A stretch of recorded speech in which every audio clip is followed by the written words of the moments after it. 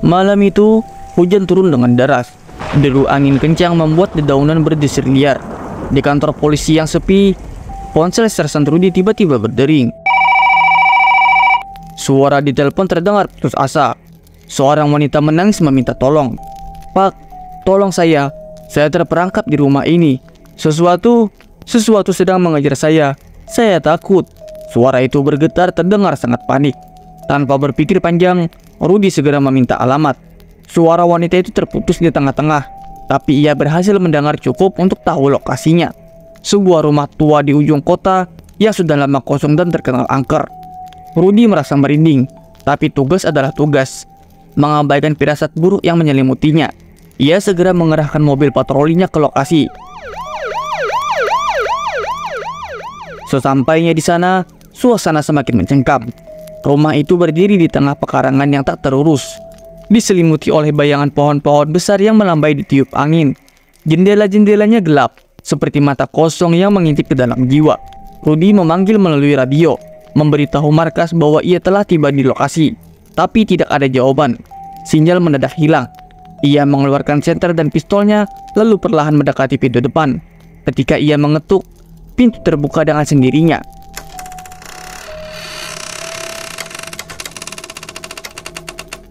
Mengeluarkan suara berderit menyeramkan. Di dalam ruangan itu berbau lembab dan apek, seolah sudah bertahun-tahun tak dihuni.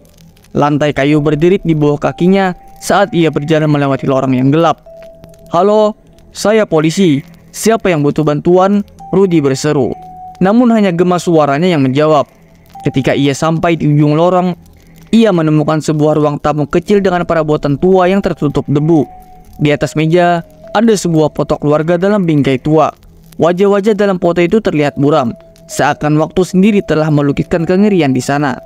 Tiba-tiba terdengar suara langkah kaki dari lantai atas.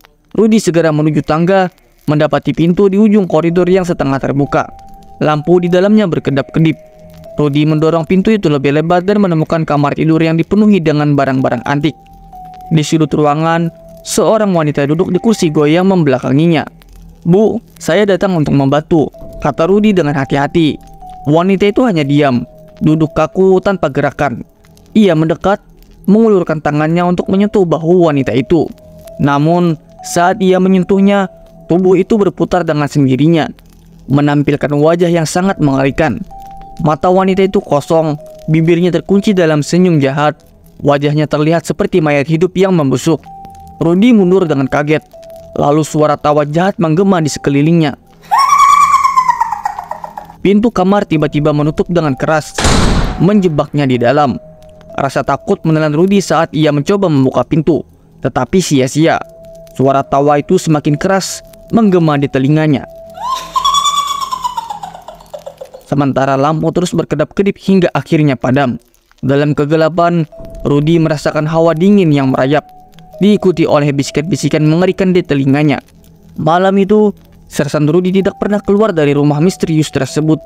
Ketika tim penyelamat tiba, mereka hanya menemukan rumah tua yang kosong dengan pintu terkunci rapat dari dalam, dan ponsel Rudi tergeletak di lantai, masih menyala dengan layar yang berkilauan.